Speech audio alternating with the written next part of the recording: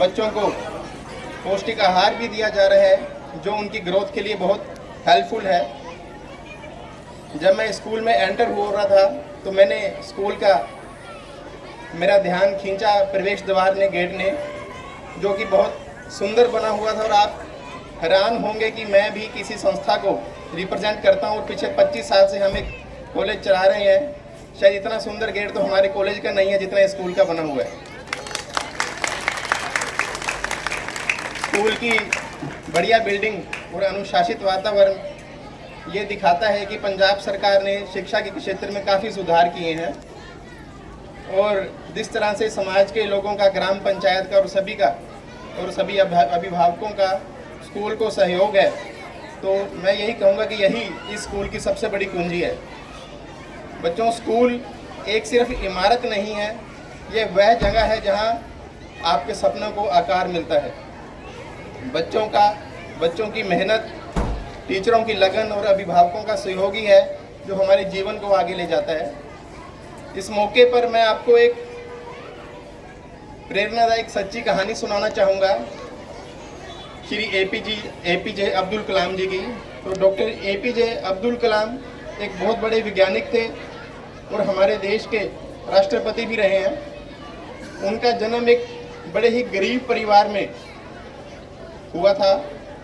उनके तमिलनाडु के रामेश्वर में एक गांव में उनका जन्म हुआ। वो बड़े गरीब परिवार से थे। उनको पढ़ने का इतना शौक था, लेकिन उनके पास बेसिक कम्युनिटी साधन भी नहीं थे कि वो पढ़ सकें। उसके लिए वो सुबह उठकर अखबार बेचते थे और उन अखबार की कमाई से जो पैसे बनते थे उससे वो किताबें खरीदते और पढ़ते थे। उन्होंने कभी भी अपनी गरीबी को, अपनी परिस्थितियों को अपने आगे नहीं आने दिया और उसको उन्होंने अपनी ताकत बनाया। और यही था कि वो एक दिन पढ़कर इतने बड़े आदमी बने और उसके बाद पूरे विश्व में उन्होंने मिसाइल मैन के नाम से प्रसिद्धि हासिल की।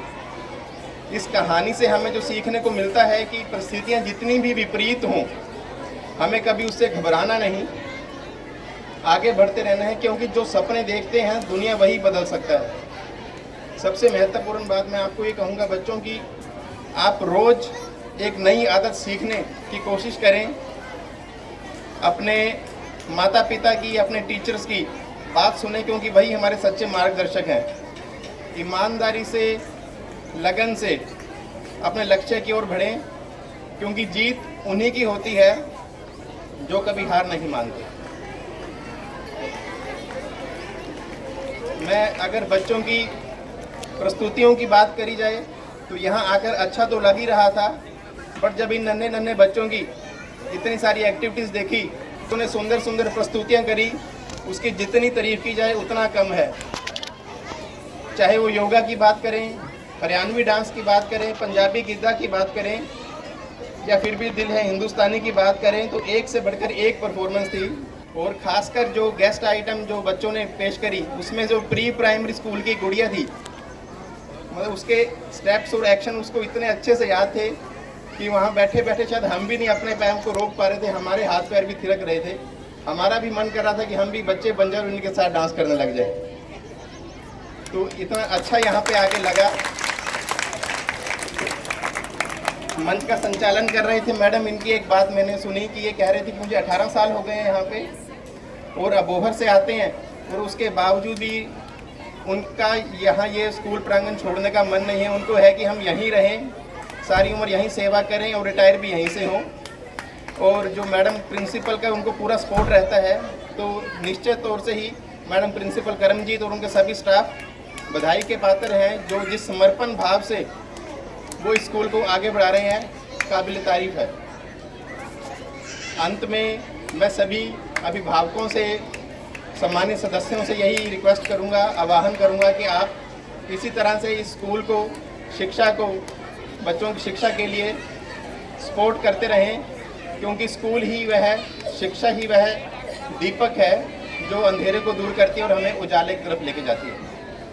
और एक बार मैं सजेशन भी ये देना चाहूँगा कि जैसे हम एक जय हिंद का नारा लगाते हैं, जय हिंद एक सिर्फ नारा नहीं है, एक हमारा जज्बा है।